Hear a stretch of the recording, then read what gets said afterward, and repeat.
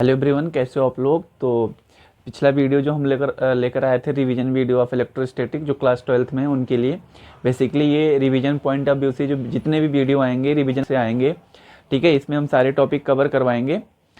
तो आपको बस इतना ही करना है यार कि आप पूरा मतलब जितना भी हो सके उतना कवर करें, ठीक है। और रिवीजन स्टार्ट कर दें अपने एग्ज़ाम के लिए। और इस वीडियो को जो आपके दोस्त क्लास 12th में हैं उनके पास ज़रूर भेजिए, ठीक है। और इसमें सारे के सारे वो टॉपिक कवर होंगे जो आपके एग्ज़ाम में आने वाले हैं। और चलिए अभी स्टार्ट करते हैं, ठीक है।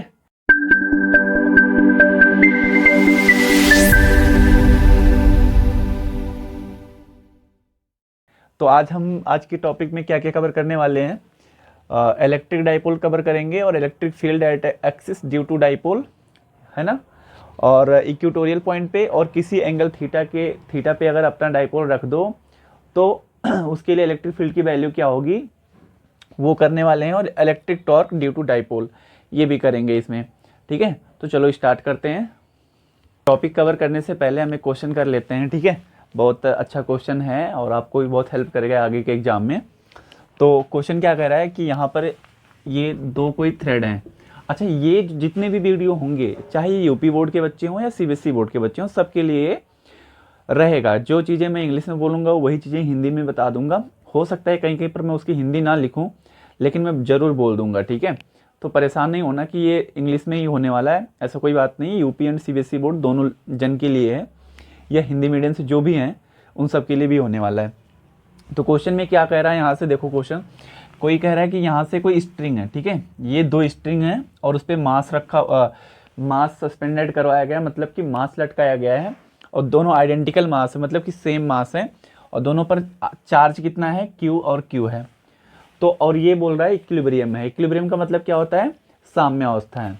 साम्य अवस्था में मतलब कि वो उस पर लगने वाले जितने भी फोर्स हैं आपस में क्या है, इक्वल होंगे।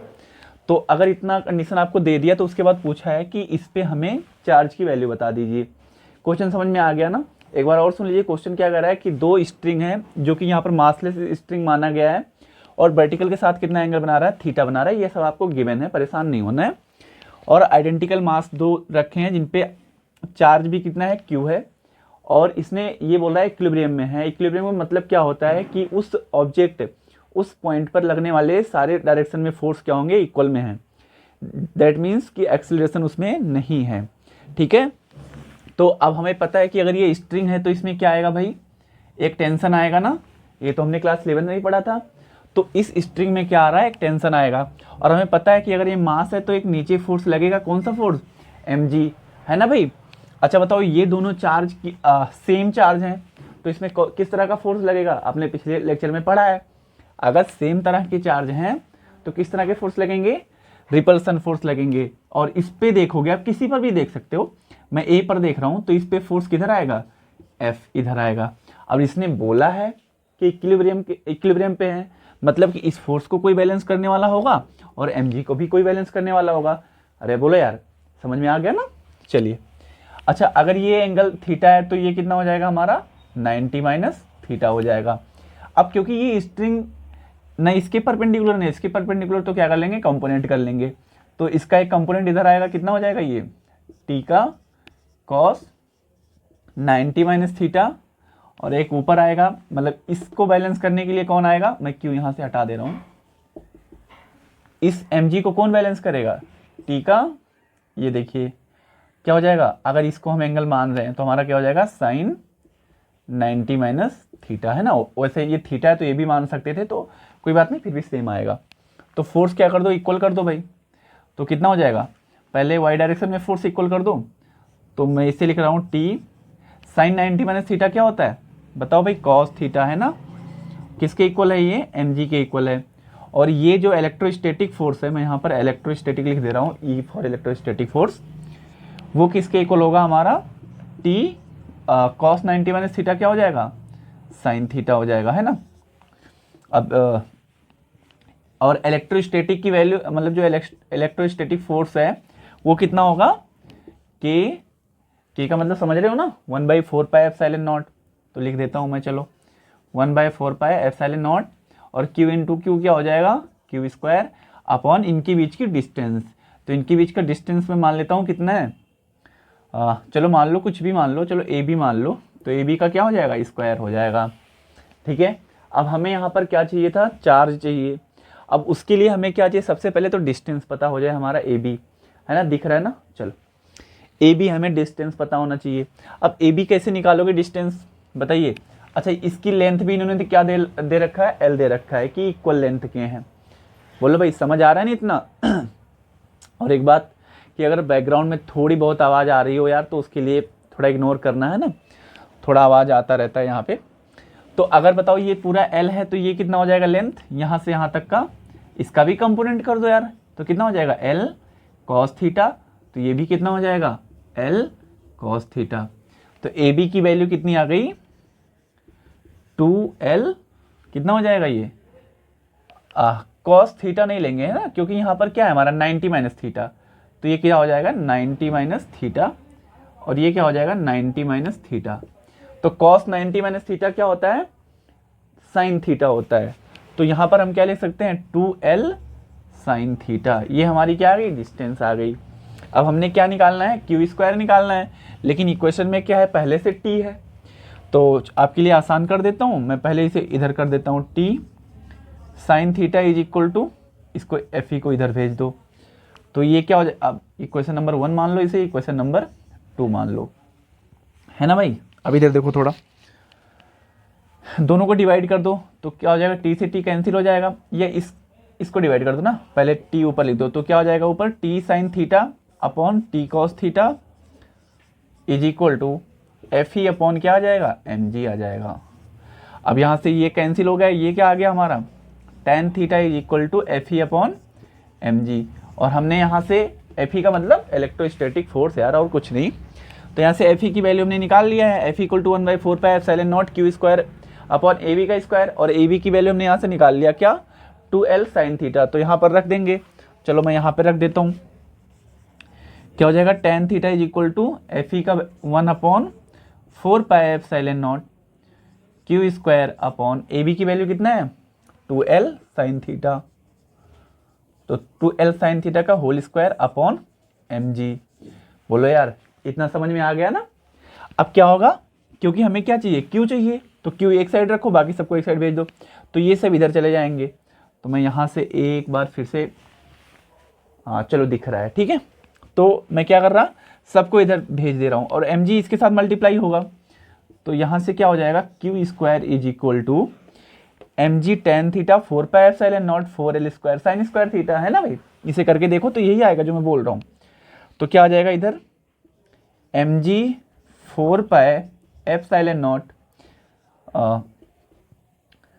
4l square sine square theta, ठीक है, M G 4 pi epsilon naught 4l square sine square theta, और ठीक है बस सब लिख दिया मैंने। और टेन थीटा छूट गया क्या, हाँ टेन थीटा मैंने छोड़ दिया, तो टेन थीटा यहाँ पे लिख देंगे। तो ये हमारा क्या आ गया, अभी हमें पता है 4 4 16 हो जाएगा। अब यहाँ से आप क्यों निकाल सकते हो, क्या कर देंगे, इसी का हम क्या कर देंगे, स्क्वायर रूट कर देंगे।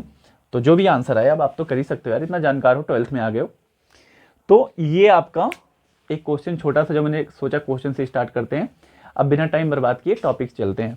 तो टॉपिक अगला क्या है देख लो ना, समझ में आ गया भाई, एक बार खुद से भी कर लेना, आ जाएगा। अब आज का टॉपिक है हमारा थ्योरेटिकल, जो टॉपिक हम रिवीजन में ला रहे हैं वो हमारा टॉपिक है इलेक्ट्रिक डाइपोल। क्या होता है इलेक्ट्रिक डाइपोल, अपने केमिस्ट्री में पढ़ा होगा, है ना। अपोजिट चार्ज होते हैं तो वहाँ पर क्या क्रिएट होता है, एक डाइपोल। मैं छोटा छोटा रिवीजन यहाँ पर करवा रहा हूँ, ऐसे ज़्यादा डीप में नहीं जाएंगे, आपको थ्योरेटिकल चीज़ें समझाऊंगा ताकि आपको याद आ जाए, बस आपने पढ़ा होगा मुझे पूरा उम्मीद है। तो इलेक्ट्रिक डाइपोल क्या होता है, अपोजिट चार्ज जहाँ भी होंगे, इक्वल एंड अपोजिट चार्ज नहीं, केवल इक्वल एंड अपोजिट चार्ज अगर हैं तो वहाँ पे क्या क्रिएट होगा, एक डाइपोल क्रिएट होगा, है ना। केमिस्ट्री में आपने पढ़ा होगा, अब बहुत ज़्यादा पढ़े होंगे, कोई दिक्कत नहीं, यहाँ पर फिजिक्स में भी ये है। तो जो इलेक्ट्रिक डाइपोल, हिंदी में क्या कहते हैं इसे, वैद्युत द्विध्रुव कहते हैं। क्या कहते हैं, वैद्युत द्विध्रुव। अब यहाँ पर ये जो हम इलेक्ट्रिक डाइपोल पढ़ेंगे, इलेक्ट्रिक डाइपोल, अब electric dipole and electric dipole moment, electric dipole moment.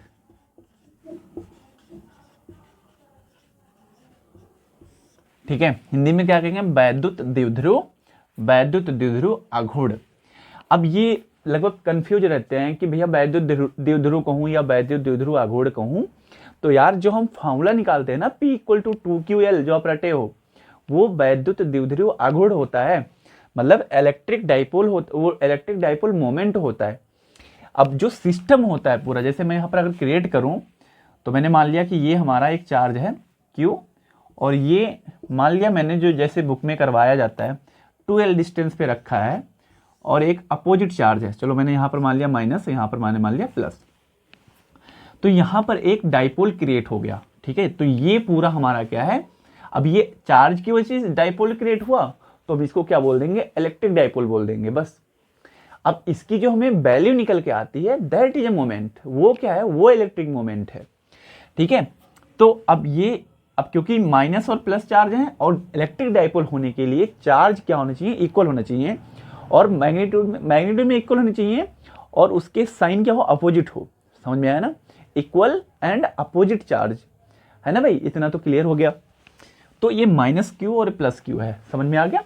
अब जैसे हम इलेक्ट्रिक फील्ड का डायरेक्शन हमने देखा था कि प्लस से माइनस की ओर होता है, तो यहाँ पर डाइपोल के केस में उल्टा होता है, बस ऐसे याद रख लो आप। तो यहाँ पर जो इलेक्ट्रिक डाइपोल होगा, उसकी डायरेक्शन किधर होगी, माइनस से प्लस की ओर होगा। ठीक है, और इसे किससे दिखाते हैं, P से दिखाते हैं। इलेक्ट्रिक डाइपोल एक वेक्टर क्वांटिटी है, डाइपोल मोमेंट एक क्या है, वेक्टर क्वांटिटी है, तो इसे हम बोलते हैं इलेक्ट्रिक डाइपोल मोमेंट। और जो फॉर्मूला आपने पढ़ा है वही क्या, कि कोई सा भी एक चार्ज ले लो, कोई सा भी एक चार्ज, और इनके बीच का डिस्टेंस, अब हमने 2L लिया है, इसका मतलब हमेशा 2L नहीं होगा। आप फॉर्मूला याद रखो, क्या, कोई सा भी एक चार्ज और डिस्टेंस बिटवीन देम, तो इनके बीच का डिस्टेंस कितना है भाई, 2L। इसीलिए हम क्या करते हैं, हम तो रट लेते हैं, लेकिन रटना नहीं है, इस चीज को सीखो आप। ठीक है, क्या हो जाएगा, P इक्वल टू 2QL, और इसका यूनिट भी अब लिख सकते हो, क्या हो जाएगा, कूलम मीटर हो जाएगा। समझ में आ गया भाई। अब क्योंकि ये क्या है, चार्ज है, अब इसकी वजह से इलेक्ट्रिक फील्ड क्रिएट होते हैं। ठीक है, क्योंकि हमने आगे पिछले वीडियो में पढ़ा भी है कि जो हमने अट्रैक्शन रिपल्सन फोर्स हम देखते हैं, ये चार्ज की वजह से ही आते हैं, है ना। हमने इलेक्ट्रिक फील्ड लाइन लेके दिखाया था कि पॉजिटिव चार्ज कैसे रिपेल करते हैं, और नेगेटिव चार्ज डिफरेंस जो चार्ज का होता है, एक प्लस और एक माइनस चार्ज रखे हों, तो उसके इलेक्ट्रिक फील्ड लाइन क्या होता है, आपस में खींचने की कोशिश करते हैं। इसकी रीजन से वो अट्रैक्ट करता है, और सेम होते हैं तो क्या करते हैं, या तो निकल रहे होते हैं, या तो आ रहे होते हैं, इसकी वजह से वो क्या करते हैं, रिपल्सन करते हैं, सेम चार्ज, और अपोजिट अट्रैक्ट करते हैं। पिछली वीडियो में आपने देखा भी होगा, नहीं देखा हो तो देख सकते हैं आप। चलिए, अब ये इलेक्ट्रिक डाइपोल के बारे में ये इतनी चर्चाएं हो गई, आप लिख भी सकते हैं, थ्योरेटिकल में लिख सकते हैं, it is a system of plus minus, है ना, हिंदी में भी यही चीज लिख देना ऐसे। चलिए कहते हैं कि electric field due to dipole, तो इसमें तीन केस होते हैं, है ना। चलो यहां से हम स्टार्ट कर रहे हैं, अगला हम टॉपिक जो हमारा क्या है, इलेक्ट्रिक फील्ड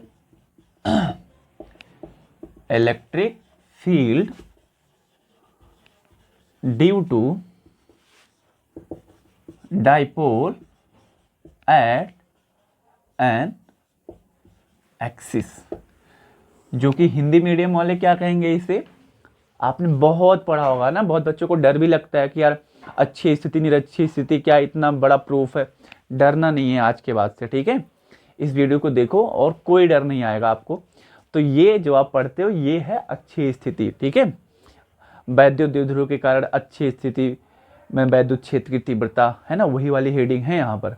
परेशान नहीं हो ना, मैंने पहले ही बोला था कि मैं हिंदी बोल दूंगा और इंग्लिश लिख दूंगा, तो आप समझ सकते हैं। तो ठीक है, समझ में आ गया। अब बनाते हैं, जो आप फिगर है ना बनाते हो, अपने कॉपी में बनाया भी होगा, आप रिवीजन कर रहे हो, कोई नहीं है, और रिवीजन करते रहना कैसे भी करके। चलो अब यहाँ पर मैं एक पॉइंट ए और बी मान लेता हूँ। यहाँ पर क्या रखा है, मैंने मान लिया चलो माइनस क्यू, और यहाँ पर प्लस क्यू, और इनके बीच की डिस्टेंस क्या है, मैंने मान लिया 2L, और यहाँ पर एक मिड पॉइंट O ले लेते हैं, और किसी P पॉइंट पर हम क्या देखेंगे, इलेक्ट्रिक फील्ड देखेंगे जो कि O से R डिस्टेंस पर है। ठीक है, इतने में कोई दिक्कत किसी को? जो मैंने अभी तक बनाया है कि A और B एक चार्ज रखा है इस पर माइनस प्लस क्यू, क्योंकि ये डाइपोल है और डाइपोल की वजह से हम यहाँ पर इलेक्ट्रिक फील्ड देखने वाले हैं। तो देखिए यहाँ से अब हमें इलेक्ट्रिक फील्ड देखना है, और मैंने सबसे आसान तरीका बताया था कि इलेक्ट्रिक फील्ड जब भी आपको देखना हो तो आप क्या करोगे, जिस भी पॉइंट पर आपको इलेक्ट्रिक फील्ड देखना हो उस पॉइंट पर एक प्लस आवेश या प्लस चार्ज +1 कूलाम आप मान लो। ठीक है ना, तो हमें इस P पॉइंट पर देखना है, क्योंकि इलेक्ट्रिक फील्ड का डायरेक्शन देखने में थोड़ी दिक्कत इसलिए होती है क्योंकि दो चार्ज नहीं होते। फोर्स का आराम से देख सकते हो ना, अट्रैक्ट कर रहा है तो अट्रैक्ट, रिपेल कर रहा है तो रिपेल। तो इस केस में आप क्या मान लो, +1 कूलाम मान लो। तो यहाँ पर क्या रख लेंगे, मन में हमने मान लिया +1 कूलाम। अब इस पे देखोगे, इसके B की वजह से जो इस पे फोर्स इलेक्ट्रिक फील्ड की डायरेक्शन आएगी किधर आएगी, अब ये प्लस और ये प्लस कितना हो गया भाई, क्या करेंगे, अट्रैक्ट या रिपेल, रिपेल करेंगे। तो ये प्लस प्लस किधर जाएगा, इधर जाएगा। तो इसके लिए मैंने मान लिया कि इसका इलेक्ट्रिक फील्ड E1 है। मैं एक बार चेक कर लूँ दिख रहा है कि नहीं, हल्का दिख रहा है, कोई नहीं, यहाँ पर देख लो आप। ये छोटा वेक्टर कर देता हूँ, इधर कितना आएगा, E1 आएगा इसकी वजह से। तो यहाँ पर मैं लिख देता हूँ, आप कहो तो मैं लिख दूँ EB लिख सकता हूँ ना, है ना, क्योंकि ये B पॉइंट है तो इलेक्ट्रिक फील्ड B पॉइंट का।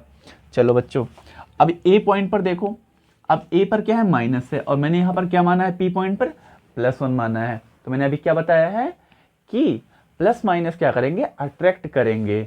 तो यहाँ पर इलेक्ट्रिक फील्ड की डायरेक्शन किधर आएगी, वेरी गुड, अंदर की ओर आएगी, और वो मैंने EA नाम दे दिया। और EA क्यों दे दिया, क्योंकि इस पॉइंट का नाम क्या है, A है। चलो आगे चलते हैं हम। चलिए अब इधर देखो, अब हम क्या करेंगे, EA और EB की हम वैल्यू लिखेंगे। EA, तो यार EA जो इलेक्ट्रिक फील्ड है वो किसकी वजह से है, इसकी वजह से है। बोलो भाई, समझ में आया ना बच्चों, EA किसकी वजह से है, A की वजह से है। और मैंने O को क्या माना है, ये क्या है, मेरा मिड पॉइंट है। तो ये डिस्टेंस क्या हो जाएगा, L हो जाएगा, और ये डिस्टेंस क्या हो जाएगा, L हो जाएगा। Very good. अब क्योंकि हमने क्या लिखना है, फार्मूले में क्या लिखते हैं, KQ/R² ना, पॉइंट, किसी पॉइंट चार्ज के लिए इलेक्ट्रिक फील्ड कहते हैं KQ/R² लिखते हैं। तो अब क्योंकि हमने A की वजह से है तो डिस्टेंस कहाँ से लेंगे, यहाँ से लेंगे। ठीक है, यहाँ से डिस्टेंस लेंगे। तो ये डिस्टेंस कितना हो जाएगा, यहाँ तक क्या है, R है, और फिर ये L और ऐड कर लो, तो ये कितना हो जाएगा, R+L। तो इलेक्ट्रिक फील्ड EA की वैल्यू क्या लिखेंगे, KQ/R² होता है। तो KQ/R² मतलब यहाँ से यहाँ तक की डिस्टेंस, क्यों, क्योंकि A पॉइंट का है इसलिए। तो ये क्या हो जाएगा, R+L का होल स्क्वायर। और EB जब लेंगे, मतलब B की वजह से इलेक्ट्रिक फील्ड P पॉइंट पर, तो हम कहाँ से डिस्टेंस लेंगे, ये वाला डिस्टेंस लेंगे।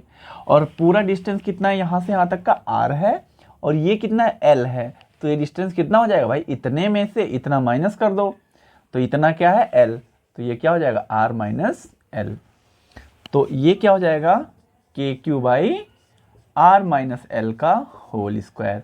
इक्वेशन नंबर 1 और इक्वेशन नंबर 2। अच्छा, अभी डाइपोल की डायरेक्शन किधर है, इधर है। Very good. अच्छा, इस डाइपोल मोमेंट की वैल्यू कितनी होगी, अभी आपने पढ़ा था ना, क्या, 2QL। इसे याद रखना है ना, अभी आगे काम आएगा। P की वैल्यू क्या हो जाएगी, 2QL हो जाएगा। अब हम क्योंकि P पॉइंट पर वेक्टर क्वांटिटी है ना, इलेक्ट्रिक फील्ड क्या है, वेक्टर क्वांटिटी, तो P पॉइंट पर क्या लिखेंगे, नेट इलेक्ट्रिक फील्ड लिखेंगे। अब नेट इलेक्ट्रिक फील्ड कैसे लिखोगे, हम ये देख लेते हैं कौन सा ज़्यादा है कौन सा कम है। ज़्यादा वाले में से जो ज़्यादा होगा वो भाई कम वाला ऑब्वियसली माइनस कर देंगे। तो E नेट, ठीक है, कितना हो जाएगा। अब यहाँ पर देखो कौन ज़्यादा है, अब ये नीचे क्या है, बड़ा है ना भाई, R+L यहाँ पर है, और यहाँ पर R-L है। अब बड़ी यहाँ पर बड़ी हो जाएगी, जितनी भी करोगे नीचे बड़ी मिलेगी, तो ये क्या मिलेगा, और छोटा मिलेगा। और अगर ये छोटा हुआ तो क्या मिलेगा, ये बड़ा। तो हमारा क्या है, EB माइनस EA। ये समझ में आ गया ना भाई कि बड़ा छोटा कैसे समझ में आया। जैसे यहाँ पर मैंने लिख दिया 4+2, अब इसका स्क्वायर करोगे तो 1 बाई कितना हो जाएगा, 36। जो यहाँ पर मान लो कोई K है क्वांटिटी, चलो कुछ चलो मान लिया जेड मान लिया यार। अब यहाँ पर क्या है आर माइनस एल, तो 4 माइनस 2 ये कितना हो जाएगा 1 बाई यहाँ पर 4 आ जाएगा, है ना। तो और अब देखोगे तो कौन सा ज़्यादा छोटा होगा, ये पहले जो हम ऐड कर रहे हैं वो छोटा है और 1/4 क्या है बड़ा है ना इससे, तो इसीलिए मैंने जो माइनस है उसको क्या किया बड़ा माना है।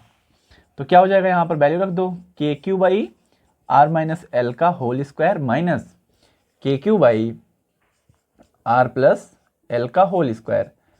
ठीक है, यहाँ पर कैसे सॉल्व करोगे इसे, के क्यू क्या कर लोगे कॉमन कर लोगे, है ना, क्योंकि क्या है इक्वल है। तो ये क्या आ जाएगा 1 अपॉन आर माइनस एल का होल स्क्वायर और minus 1 upon R plus L का होल स्क्वायर। Very good. अब क्या करोगे क्रॉस मल्टीप्लाई कर लोगे तो क्या हो जाएगा, मैं यहाँ पर लिख देता हूँ। अब क्रॉस मल्टीप्लाई करोगे तो क्या हो जाएगा, मैं के क्यू को बाहर ही रख रहा हूँ और इसका मल्टीप्लाई यहाँ पर करोगे तो आर प्लस एल का whole square minus R minus L का होल स्क्वायर। अब नीचे क्या है, जब इन दोनों का स्क्वायर करोगे तो पहले इन दोनों का कर ले रहा हूँ बाद में स्क्वायर कर देंगे, तो ये A plus B A minus B है, तो कौन सा फॉर्मूला लग जाएगा A square minus B square, तो R square minus L square का होल स्क्वायर, ये वाला स्क्वायर मैंने बाहर लगा दिया। अब क्या करेंगे, अब के क्यू अपॉन, अब इसको ओपन कर लो, क्या हो जाएगा R square plus L square plus 2RL और यहाँ पर माइनस है तो यहाँ क्या हो जाएगा R square plus L square minus 2RL और नीचे क्या हो जाएगा R square minus L square का होल स्क्वायर। अब यहाँ पर देखो एक एजम्पशन है, एजम्पशन ये है कि L के कंपैरिजन में, L की तुलना में R बहुत दूर है, मतलब L क्या है बहुत, मतलब बहुत छोटा है R के कंपैरिजन में, है ना। तो यहाँ पर क्या हो जाएगा, मैं L को क्या करेंगे छोड़ देंगे, मतलब R क्या है बहुत बड़ा है किससे L से, तो इसीलिए यहाँ पर लिख लेना कि L स्क्वायर की वैल्यू को निगलेक्ट करने पर या छोड़ने पर, तो इसको क्या कर देंगे यहाँ पर छोड़ देंगे, है ना, मैंने क्रॉस कर दिया, मतलब कि वहाँ पर मैंने उसे आगे नहीं लिखेंगे। अब यहाँ पर माइनस है तो ये जब ब्रैकेट हटाओगे तो यहाँ पर क्या आ जाएगा माइनस और यहाँ पर क्या हो जाएगा प्लस, तो ये क्या हो जाएगा ये तो कैंसिल हो गए। अब ये कैंसिल हो गया तो क्या बचेगा यहाँ पर के क्यू, अब ये 2RL कितना हो गया 4RL। अब क्योंकि मैंने इसको निगलेक्ट कर दिया तो ये क्या हो जाएगा, ये मैंने इसको निगलेक्ट कर दिया तो यहाँ पर क्या हो जाएगा भाई R के पावर 4। अब एक R से एक R कैंसिल हो जाएगा, दिख रहा है। चलो मैं अब कहीं मिटा रहा हूँ, ध्यान से देखो। चलो कौन सा मिटा दूँ मैं, चलो ये वाला मैं पॉइंट मिटा दे रहा हूँ, ठीक है। तो अब इसको कहाँ लिख रहे हैं ऊपर लिख रहे हैं, तो क्या हो जाएगा K Q upon 4L upon R Q. अब इसको और अच्छे से लिखें अगर तो क्या लिख सकते हैं के 2 इंटू 2QL क्या हो जाएगा के 2 into 2QL upon R Q. क्यों किया ऐसा, क्योंकि हमें डाइपोल के फॉर्म में लाना है, तो हमारी डाइपोल की वैल्यू यहाँ पर क्या देखिए डाइपोल मोमेंट की वैल्यू P बराबर 2QL, तो यहाँ पर क्या हो जाएगा बच्चों के 2 into P upon R cube. तो ये अब आगे इसे कैसे लिख सकते हो 2KP, ठीक है, क्या 2KP बाय आर क्यूब। ये हमारा आ गया इलेक्ट्रिक फील्ड की वैल्यू एट एक्सिस, ठीक है, कहां पर एट एक्सिस, या कह सकते हो अक्षीय स्थिति में। बताओ बच्चों समझ आया ना। तो E इज इक्वल टू क्या हो गया हमारा 2KP बाय आर क्यूब। अभी याद करने का तरीका भी बता दूंगा, भूलोगे नहीं आप, चाहे कभी कभी बच्चे भूल जाते हैं ना कि एक्सिस पे कितना है इक्वेटोरियल पे कितना है, मतलब अच्छी स्थिति या निरक्षीय स्थिति। चलो तो अब ये हमारा फॉर्मूला याद रखिएगा E equal to 2KP by are cube. अब अगला जो हमारा टॉपिक है इलेक्ट्रिक फील्ड ही निकालना है, ड्यू टू डाइपोल निकालना है। कहां पर निकालना है, अब की बार एट इक्वेटोरियल। चलो ये कुछ बच्चों को समझ नहीं आता, बट अब दिक्कत नहीं होगी। यहां पर मैंने क्या बना लिया, तो दूसरा हेडिंग डाल देना आप कि इलेक्ट्रिक फील्ड निकालना है कहां पे हमें इक्यूटोरियल पॉइंट पर, इक्यूटोरियल पॉइंट पर किसकी वजह से? Due to dipole. ठीक है, हेडिंग आप पूरा डाल लेना, मतलब निरक्षीय स्थिति में वैद्युत क्षेत्र की तीव्रता द्विध्रुव के कारण। चल अब एक पॉइंट में यहां पर P मान ले रहा हूं, यही तो सिस्टम है ना।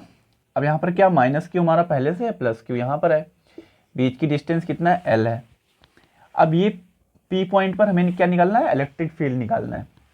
तो मैंने माना कि यहां से यहां तक की डिस्टेंस, ये डिस्टेंस कितनी है? ये डिस्टेंस हमारा हो गया R। ठीक है, अभी भी वही सिस्टम है ना। ओ मान लिया कि L बहुत छोटा है R से। अब क्योंकि हमें P पॉइंट पे इलेक्ट्रिक फील्ड देखना है, तो इसकी वजह से आएगा और इसकी वजह से आएगा। तो हम क्या करेंगे? पहले तो डायरेक्शन बनाएंगे, है ना भाई। तो अगर मैं इस पे देखूं माइनस की वजह से, मान लो इसे A और इसे B, तो जब इसे देखोगे तो इलेक्ट्रिक फील्ड किधर आएगा? माइनस, और यहां पर मैंने कहा था जहां मानना हो वहां पर प्लस लिख लिया करो। तो ये प्लस माइनस क्या होंगे? अट्रैक्ट करेगा, तो इलेक्ट्रिक फील्ड ए पर इधर आएगा। बोलो यार।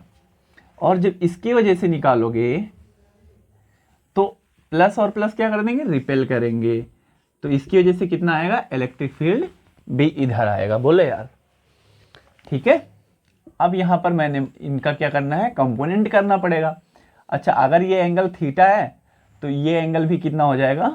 थीटा हो जाएगा। ठीक है, 90 माइनस थीटा, तो ये क्या हो जाएगा? क्योंकि ये फिर 90 है इसके, तो ये 90 माइनस थीटा, तो ये थीटा, तो ये भी थीटा, क्योंकि ये इक्वल है। बोलो यार। और अच्छे से समझना है कि ये एंगल थीटा कैसे होगा, तो ये दोनों एंगल तो पक्का है ना कि इक्वल ही होंगे, तो ये थीटा, तो ये भी इसी लाइन में है, तो ये भी थीटा हो जाएगा। एंगल समझ में आ गया ना भाई। अब क्योंकि ये थीटा एंगल पर है, तो हमें क्या करना पड़ेगा? इसका कंपोनेंट करना पड़ेगा। तो अब हम इस P पॉइंट को अलग से बना के दिखाते हैं आपको। देखो ये P पॉइंट है। अब एक इलेक्ट्रिक फील्ड इधर है EA, और एक इलेक्ट्रिक फील्ड इधर है EB। बोलो यार। और बीच का एंगल कितना है? थीटा। इतने में कोई दिक्कत नहीं है, आप भी अलग से बनाइएगा, समझ में आएगा पूरा। तो अब क्या करना है? इसका कंपोनेंट करना है। कंपोनेंट का मतलब यार घटक होता है ना, नहीं तो समझ ही ना पाओ कि कंपोनेंट क्या होता है। मुझे पूरा उम्मीद है यार आप लोग इंटेलिजेंट हो, समझ में आ जाएगा। तो क्या करेंगे? इसका कंपोनेंट करेंगे, तो थीटा की तरफ लात तोड़ते हैं, तो इसे क्या बोलते हैं? कॉस का कंपोनेंट आता है, तो EB का क्या आ जाएगा? कॉस थीटा आ जाएगा। और इसके कंपोनेंट करोगे तो EB का आ जाएगा कॉस थीटा, और इसका एक कंपोनेंट भी इधर जाएगा, तो आ जाएगा EA का। इसका एक कंपोनेंट किया तो EB का एक कॉस थीटा हमारा इधर आ गया। अब इसके परपेंडिकुलर भी होता है ना, EB क्या हो जाएगा? साइन थीटा हो जाएगा। और EA का भी एक इसके परपेंडिकुलर आएगा, मतलब लंबवत आएगा, तो क्या हो जाएगा? EA sine theta. अब क्योंकि ये दोनों वेक्टर एक साइड में है, तो इन्हें क्या कर लेंगे? हम ऐड कर लेंगे। तो मैं यहां पर लिख रहा हूं, जो E नेट की वैल्यू आएगी वो क्या आएगा?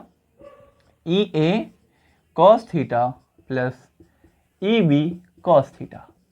ठीक है। अब इससे पहले कि आगे सॉल्व करूं, मैं EA और EB की वैल्यू आपको दिखाता हूं निकाल के। क्या है EB? मतलब कि इसकी वजह से इलेक्ट्रिक फील्ड, तो ये R है और ये L है, तो ये कितना हो जाएगा? वेरी गुड, कितना हो जाएगा? ये R² प्लस L²। तो ये भी हो जाएगा R² प्लस L²। नहीं पता तो ये पाइथागोरस थ्योरम है ना। तो क्या हो जाएगा यहाँ पर?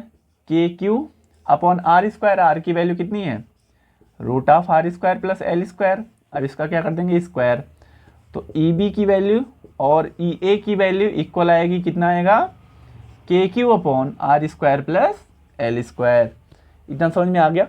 अब ध्यान से देखो, ये जो हमारा वेक्टर है EB साइन थीटा और EA साइन थीटा, ये इक्वल है। इक्वल कैसे है? इक्वल कैसे है? क्योंकि EB और EA की वैल्यू तो इक्वल है, तो साइन थीटा तो इक्वल है, तो इसका मतलब ये वेक्टर क्या हो जाएंगे? कैंसिल हो जाएंगे। इसलिए क्या हो जाते हैं? कैंसिल, है ना। अब हमने इसमें रखना है, और क्योंकि ये EA और EB इक्वल है, तो मैं इसे 2 टाइम्स लिख सकता हूँ ना किसी के भी। तो यहाँ से E net is equal to क्या? 2। चलो मैं दोनों की जगह पे EA डाल देता हूँ। यहाँ पर क्या हो जाएगा? Cos theta. तो 2EA की वैल्यू कितनी है? KQ upon R² plus L²। अच्छा, अगर आपको और अच्छे से समझना है तो इस ट्रायंगल को अब देखो, क्योंकि हमें यहाँ पर कॉस थीटा की वैल्यू निकालनी है, तो मैं यहाँ अलग से लिखता हूँ। कॉस थीटा क्या आ जाएगा? Base upon hypotenuse. तो क्या हो जाएगा L upon root of R square plus L square, मतलब वही आधार बट्टा कर्ण। चलो तो यहाँ पर कॉस थीटा की वैल्यू रख दो, कितना हो जाएगा L upon root of R square plus L square. तो अब इसके पावर में कितना है 1 है और इसके पावर में 1/2 है, तब इसे सॉल्व करोगे तो कितना मिल जाएगा आपको 2kql upon R square plus L square के पावर में 3/2। ठीक है, इतना समझ में आ गया। अब दिख रहा है ना नीचे, चलो ठीक है दिख रहा है। अब फिर भी इस केस में बताओ हमारा P कितना था, P मतलब कि इलेक्ट्रिक डाइपोल मोमेंट पहले वाला ही 2ql, तो हम इसकी जगह पे क्या रख देंगे 2ql, लेकिन उससे पहले एक काम करते हैं, एजम्पशन मानते हैं वही जो मैंने अभी इससे पहले माना था, क्या कि r क्या है बहुत बड़ा है किससे l से, तो यहाँ पर इसलिए l को क्या करेंगे निगलेक्ट कर देंगे, मतलब इसको हम छोड़ देंगे, तो पावर किस पे आ जाएगा इस पे आ जाएगा। तो इसके आगे मैं लिखता हूँ यहाँ पे कितना हो जाएगा 2ql के छूट गया, चलो यहाँ पे लिख देता हूँ, और ये क्या हो जाएगा आर स्क्वायर इंटू 3/2, तो 2 से 2 क्या हो जाएगा कैंसिल हो जाएगा, आगे लिख दो तो 2ql यहाँ पर के, और ये कितना हो जाएगा आर क्यूब, तो 2ql की जगह पे क्या रखोगे p रखोगे, तो कितना हो जाएगा kp/r³। परेशान ना हो, मैं ऊपर लिखता हूँ, यहाँ पर लिख देता हूँ, कितना आ गया हमारा इलेक्ट्रिक फील्ड p पॉइंट पर kp/r³। वहां पर क्या आया था, वहां पर क्या आया था 2kp/r³ आया था, तो डिफरेंस क्या है, एक जगह 2kp/r³ और एक जगह kp/r³ आ रहा है। अभी देखो इनमें रिलेशन भी निकालते हैं, बहुत प्यारा सा रिलेशन। तो समझ में आया ना ये बात, अब एग्जाम में गलत नहीं करके आइएगा, मोस्ट प्रोबेबिलिटी ये क्वेश्चन आते हैं। चलो अब एक थीटा वाला बच रहा है, उसको भी कर लेते हैं। तो अगला टॉपिक हमारा क्या है कि electric field at an angle theta. At angle theta का मतलब कि अभी तक हमारा जो हम इलेक्ट्रिक फील्ड निकालते थे या तो 0 एंगल पे था डाइपोल से, या तो 90 डिग्री पर था। अब किसी पर्टिकुलर पे निकाल लेते हैं ना, हमेशा थोड़ी हो सकता है ऐसा है, हो सकता है कभी हमारा आर पॉइंट हो डाइपोल से 30 डिग्री पे या 45 डिग्री पे, तो उसके लिए कैसे निकालोगे, तो एक जनरल फॉर्मूला निकालते हैं हम। चलो तो अब क्योंकि हमारा डाइपोल माइनस से प्लस होता है, डाइपोल की डायरेक्शन इधर हो जाएगा। ठीक है, अब हम क्या करेंगे इस डाइपोल का कंपोनेंट करेंगे, तो एक P का क्योंकि वेक्टर है डाइपोल, तो इसका एक कंपोनेंट इधर आएगा, तो इधर कौन सा आएगा P का कौन सा आएगा भाई कॉस थीटा, वेरी गुड, और एक इसके परपेंडिकुलर आएगा कौन सा P का साइन थीटा। समझ में आया। अब इन डाइपोल की वजह से हमें देखना है इलेक्ट्रिक फील्ड। तो अब इस P पॉइंट पर आप जब देखोगे तो P cos थीटा और ये P पॉइंट, मतलब जब अभी आप इस केस में जब देखे थे, अगर याद हो यहां पर जब हम देखे थे, तो हमारा डाइपोल किधर था इधर था, तो इलेक्ट्रिक फील्ड की डायरेक्शन किधर थी इधर थी, या तो इधर थी उसी लाइन में था, और जो ज्यादा आया था उसी की डायरेक्शन में चला गया था, मतलब इधर चला गया था। तो डाइपोल अगर इधर है एक्सिस के केस में, तो इलेक्ट्रिक फील्ड भी क्या होगी उसी डायरेक्शन में होगा। तो अब यहां पर इलेक्ट्रिक फील्ड की डायरेक्शन किधर आएगी हमारा इधर, तो मैंने मान लिया इसे कितना है E1 है। समझ में आया ना ये बात। अब हमने P पॉइंट पर देखना है इलेक्ट्रिक फील्ड, तो अभी आपने जब इक्वेटोरियल का देखा था, इक्वेटोरियल पे यहां पर P पॉइंट पर देखा था, तो इलेक्ट्रिक डाइपोल की डायरेक्शन इधर थी, है ना भाई, इलेक्ट्रिक डाइपोल इधर जा रहा था, तो P पॉइंट पे इलेक्ट्रिक फील्ड किधर आया था, रिजल्टेंट हमारा इधर आया था कि नहीं आया था, बोलो यार, है ना भाई। अगर हमारा P इधर जा रहा है तो इलेक्ट्रिक फील्ड किधर आया था इधर आया था, ऑब्वियसली उल्टा होता है डायरेक्शन ना, माइनस से प्लस और प्लस से माइनस, तो इसके वजह से क्या होगा इसका उल्टा होगा, तो इसका उल्टा मतलब ऐसे होगा, तो ये कितना हो जाएगा हमारा E2। अब क्योंकि ये दोनों वेक्टर हैं तो इसका भी कोई ना कोई रिजल्टेंट होगा, बोलो भाई। तो इन दोनों का रिजल्टेंट मान लिया कुछ ऐसे जा रहा है, उसे ई नेट मान लो, है ना, यहां से एंगल कोई फाई मान लो, क्योंकि थीटा मैंने पहले से माना है। ये समझ में आया कि नहीं आया यार। ठीक है, अब देखो क्या करेंगे, क्योंकि हमें पता है E1 और E2 क्या है 90 डिग्री पर अगर उनके बीच का एंगल देखा जाए, तो जो हमारा ई नेट आ जाएगा वो vector E1 plus vector E2। अब हम क्योंकि वेक्टर जब हटाएंगे तो इसका क्या ले लेंगे रिजल्टेंट वेक्टर ले लेंगे, तो यहां से क्या आ जाएगा E net is equal to root of E net is equal to root of E1 का स्क्वायर प्लस E2 का स्क्वायर।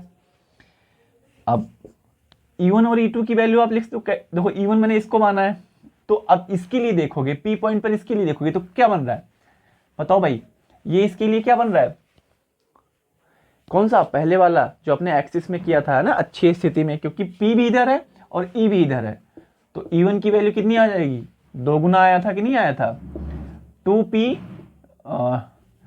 2Kp, सॉरी चलो देखो इधर क्या आ जाएगा, 2Kp बाय आर क्यूब, है ना, बीच का डिस्टेंस कितना है आर क्यूब। और E2 के केस में कब आया था परपेंडिकुलर वाला, Kp बाय आर क्यूब। अब क्योंकि यहाँ पर E1 और E2 की वैल्यू रख देना है। अब डाइपोल यहाँ पर P लिखा है मैंने, लेकिन डाइपोल इस केस में क्या है, P का कॉस थीटा है, और इस केस में क्या है, P का साइन थीटा है। तो यहाँ पर क्या हो जाएगा हमारा, E1 की वैल्यू रख दो, स्क्वायर करना है, तो हो जाएगा 2Kp cos theta upon R cube, इसका whole square, plus Kp sine theta, चलो मैं इधर मिटा देता हूँ इसको, Kp sine theta upon R cube whole square. तो यहाँ पर क्या आ जाएगा, इसे सॉल्व कर लो, मैं थोड़ा शॉर्ट में सॉल्व करता हूँ इसको।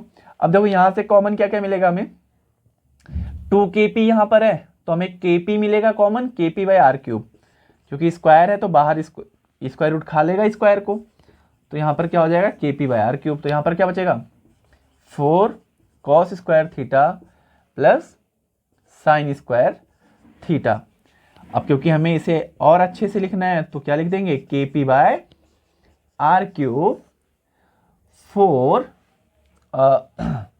कॉस स्क्वायर थीटा, अच्छा साइन स्क्वायर थीटा को क्या लिख सकते हैं, 1 plus cos square, 1 minus sine cos square theta, तो क्या हो जाएगा 1 माइनस कॉस स्क्वायर थीटा, कितना हो गया हमारा, 4 कॉस स्क्वायर डब्लो 1 माइनस कॉस स्क्वायर थीटा। अब यहाँ से माइनस कर दोगे तो कितना आ जाएगा, E is equal to 3 cos square theta plus 1। तो ये एक बहुत प्यारा सा निकल के आया हमारा एक्सप्रेशन इलेक्ट्रिक फील्ड के टर्म में। ओए होए होए, एक छूट गया, क्या छूट गया, ओह Kp बाय आर क्यूब, है ना, इसे तो यहीं पर भूल गए थे। तो Kp by are cube root 3 cos square theta plus 1। तो ये जो तीनों पॉइंट हमने किया है, एक बार इसे आप फिर से समझ लो। अगर देखो हमने आर पॉइंट को थीटा एंगल पे माना है, किससे, डाइपोल से, तो P का क्या कर दिया, component cos theta sine theta. अब इस डायरेक्शन कैसे लिया, पिछले क्वेश्चन जो पिछले टॉपिक जो हमने कवर किया अभी जस्ट, अगर डाइपोल उसी डायरेक्शन में तो इलेक्ट्रिक फील्ड उसी डायरेक्शन में होगा, और अगर डाइपोल 90 डिग्री पर है तो उसके अपोजिट में चला जाएगा, ठीक है भाई। तो वहां से मैंने इनकी वैल्यू रख ली, E1 और E2 की वैल्यू वहां से निकाल लिया और इसे सॉल्व कर लिया। सॉल्व कैसे किया, सिंपल वेक्टर का फॉर्मूला लगा के।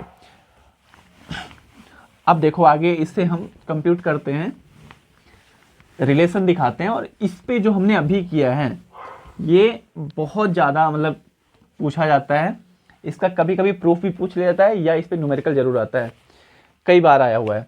तो हमने क्या पढ़ लिया, पहला फॉर्मूला हमने पढ़ा एक्सिस पे, वो कितना आया, 2Kp by are cube, 2Kp by are cube. दूसरा क्या पढ़ा, इक्वेटोरियल पे Kp बाय आर क्यूब, और किसी थीटा पे हमने क्या पढ़ा, Kp by are cube 3 cos square theta plus 1। इससे ये दोनों आराम से आ जाएंगे। कैसे, पहले केस में कहां पर रखा हुआ था, 0 पे, तो cos 0 की वैल्यू कितनी हो जाएगी, यहां पर 0 रख दो थीटा का, तो cos 0 की वैल्यू 1, 3 प्लस 1 4, स्क्वायर रूट 4 का 2, तो 2Kp बाय आर क्यूब आ गया, बोलो यार। और ये निकालना है, मतलब थीटा की वैल्यू कैसी था, 90, तो रख दो 90, cos 90 0, तो ये पूरा 0 प्लस 1 1 हो गया, तो Kp बाय आर क्यूब। तो ये यार याद रखो हमेशा, ये याद रखो, ये दोनों आ जाएगा। अब इनमें क्या रिलेशन है, ये हमारा किस पे था, एक्सिस पे था, और ये हमारा किस पे था, इक्वेटोरियल पे था। तो मैं एक्सिस को ऐसे भी लिख सकता हूं कि axis is equal to 2 times of equatorial. बोलो यार, कैसे कैसे लिख सकता हूं इसे, कुछ करना नहीं है यार, Kp बाय आर क्यूब की जगह पे क्या रख दो, इक्वेटोरियल रख दो बस। तो इसका मतलब ये है कि अगर मान लो आपको डायरेक्ट इक्वेटोरियल पे कभी कभी दे दे, वैसे देगा तो बहुत मुश्किल है, लेकिन 2 नंबर में बन सकते हैं, कि अगर इक्वेटोरियल पे दे रखा है और डायरेक्ट आपको पूछ रहा है कि उसके एक्सिस पे बता दो इलेक्ट्रिक फील्ड तो उसका दोगुना कर दो, आ जाएगा। और ये केस कई बार पूछा गया है कि इस फॉर्मूले को डिराइव भी करो और थीटा एंगल पर अगर डाइपोल रखा हो तो उस केस में इलेक्ट्रिक फील्ड बताइए। तो ये जो बहुत इंपॉर्टेंट था, ये मैंने अभी तक ये 3 टॉपिक कवर कर लिए। अब एक आपका जो लास्ट टॉपिक इस फोर्स में और इलेक्ट्रिक फील्ड में जो बच रहा है वो है कि अगर कोई डाइपोल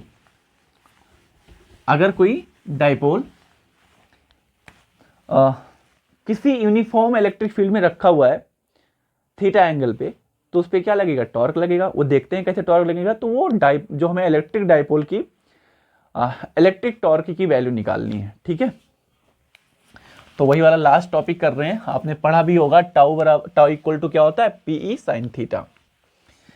तो लास्ट टॉपिक है आपका कि इलेक्ट्रिक फील्ड डाइपोल कहां पर रखा हुआ हो, यूनिफॉर्म इलेक्ट्रिक फील्ड में रखा हुआ, तो उस पर क्या लगेगा, एक डाइपोल लगेगा। उसे क्या बोलेंगे हम, इलेक्ट्रिक डाइपोल, जो आपने पढ़ा है, मतलब इलेक्ट्रिक डाइपोल मोमेंट। तो हेडिंग क्या है हमारा, moment of couple on an electric field dipole placed in uniform electric field. Hindi में क्या कहोगे इसे, कि अगर कोई डाइपोल किसी यूनिफॉर्म इलेक्ट्रिक फील्ड में रखा हो तो उस पर लगने वाला बल युग्म का आघूर्ण क्या कहते हैं। लास्ट टॉपिक है आपका बल युग्म का आघूर्ण, ठीक है। 11 में पढ़ा होगा यार कपल आपने, है ना, मोमेंट ऑफ कपल, टॉर्क जिसे बोलते हैं हम। इसे क्या बोलते हैं, मोमेंट ऑफ कपल को टॉर्क ही तो बोलते हैं, है ना। तो वही टॉर्क निकालना है। अब मान लो कि ये कोई डाइपोल है, उसका ए और बी, और यहाँ पर माइनस क्यू है और यहाँ पर मैंने मान लिया कि प्लस क्यू है। अगर ये इलेक्ट्रिक फील्ड में रखे हुए हैं तो अगर चार्ज इलेक्ट्रिक फील्ड में है भाई, तो उस पर क्या लगेगा, एक फोर्स लगेगा। हमने पहले ही फॉर्मूला पढ़ा था, क्या पढ़ा है, E is equal to f upon q. तो यहाँ से फोर्स क्या आ जाएगा, Q इंटू ई। तो अगर इलेक्ट्रिक फील्ड है तो उस पर क्या लगेगा, फोर्स लगेगा उस चार्ज पे। और अगर प्लस चार्ज है तो फोर्स की डायरेक्शन इलेक्ट्रिक फील्ड की डायरेक्शन में होगी। और अगर चार्ज नेगेटिव है तो फोर्स का डायरेक्शन इलेक्ट्रिक फील्ड के अपोजिट होगा, है ना। इतना तो हमने पढ़ा ही है। तो बताओ इस पे ये प्लस चार्ज है तो इस पे किधर आएगा इलेक्ट्रिक फोर्स, इधर आएगा। कितना होगा ये भाई, Q इंटू ई, क्योंकि इलेक्ट्रिक फील्ड जो यूनिफॉर्म इलेक्ट्रिक फील्ड दे रखा है कितना है, E दे रखा है। तो इस पे क्या होगा, इस पे पीछे लगेगा फोर्स, कितना लगेगा, उतना ही लगेगा, इक्वल एंड अपोजिट। अब ध्यान से देखो, ये हमारा एक डाइपोल समझ लो। अब क्योंकि ये टॉर्क का काम क्या होता है यार, घुमाना, है ना। हमने पढ़ा है ना, टॉर्क का काम क्या होता है, घुमाना। तो अब एक पॉइंट ऐसे है, ये थीटा एंगल पे रखा है इलेक्ट्रिक फील्ड से, मान लो इलेक्ट्रिक फील्ड ऐसे जा रही है तो ऐसे गई, तो इसके साथ कितना एंगल बनाया, थीटा। अब ये यहाँ पर प्लस चार्ज है, यहाँ पर माइनस चार्ज है, तो क्या करेगा भाई, इलेक्ट्रिक फील्ड ऐसे, तो इस पर एक फोर्स लगेगा कि नहीं लगेगा, ऐसे, और इस पर फोर्स ऐसे लगेगा। तो ये क्या कैसे घूमेगा, ये ऐसे घूम जाएगा। बोलो यार, ऐसे घूम जाएगा कि नहीं घूम जाएगा, ये इस पे फोर्स लगाया, ये इस पे, तो ऐसे घूम जाएगा। तो इसीलिए यहां पर क्या प्रोड्यूस हो गया, टॉर्क आ गया, ठीक है। अब वो टॉर्क निकालना है हमें। अब टॉर्क का फॉर्मूला क्या होता है, फोर्स इंटू परपेंडिकुलर डिस्टेंस। अगर मैंने मान लिया कि इसकी डिस्टेंस कितनी है, अभी तक हमने 12 मानते आए हैं, चलो 12 मान लेते हैं।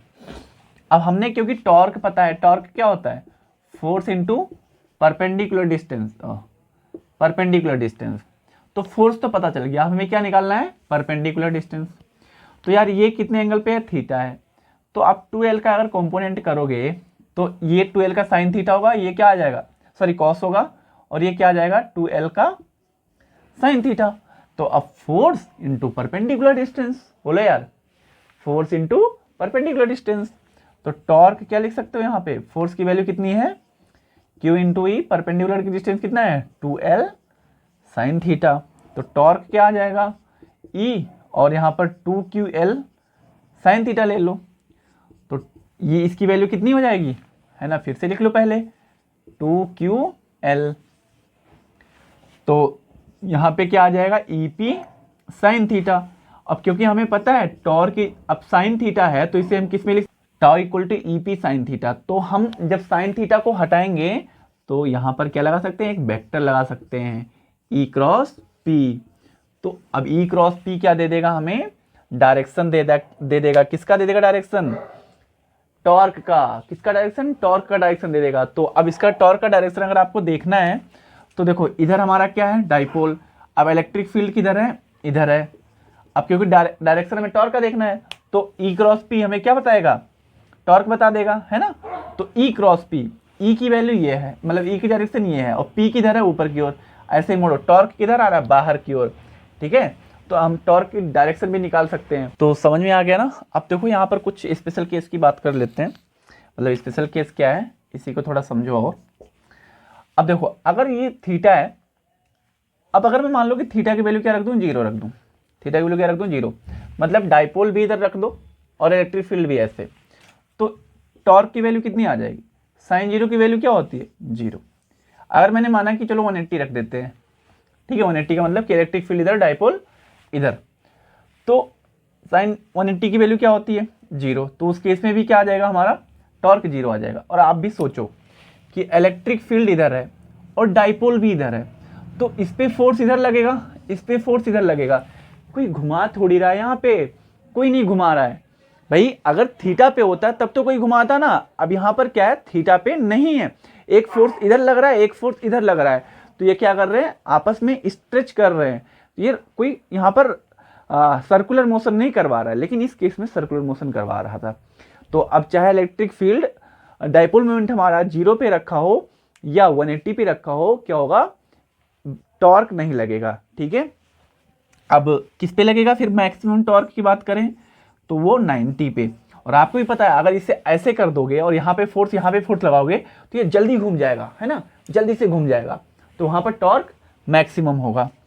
तो क्योंकि यहाँ पर थीटा रखो 90 रखोगे तो कितना आ जाएगा, टाउ मैक्स की वैल्यू कितनी आ जाएगी, ई पी आ जाएगा, बोलो यार। तो यहाँ से निकाल सकते हो मैक्सिमम की केस, और आप 0 कब होगा उसका केस भी निकाल सकते हो, या थीटा किसी भी रखा हो उस पर भी निकाल सकते हो। तो आज के इस लेक्चर में हमने देख लिया कि इलेक्ट्रिक फील्ड तीनों पॉइंट पे कैसे निकालेंगे और टॉर्क की वैल्यू क्या होती है अगर कोई डाइपोल यूनिफॉर्म इलेक्ट्रिक फील्ड में रखा गया हो। तो इस पूरे लेक्चर में आप हमने जितना थ्योरी था कवर कर दिया है। अगला जो भी लेक्चर हमारा आएगा वो गॉस लॉ पे होगा, उससे पहले हम उसमें न्यूमेरिकल डिस्कस करेंगे इससे रिलेटेड।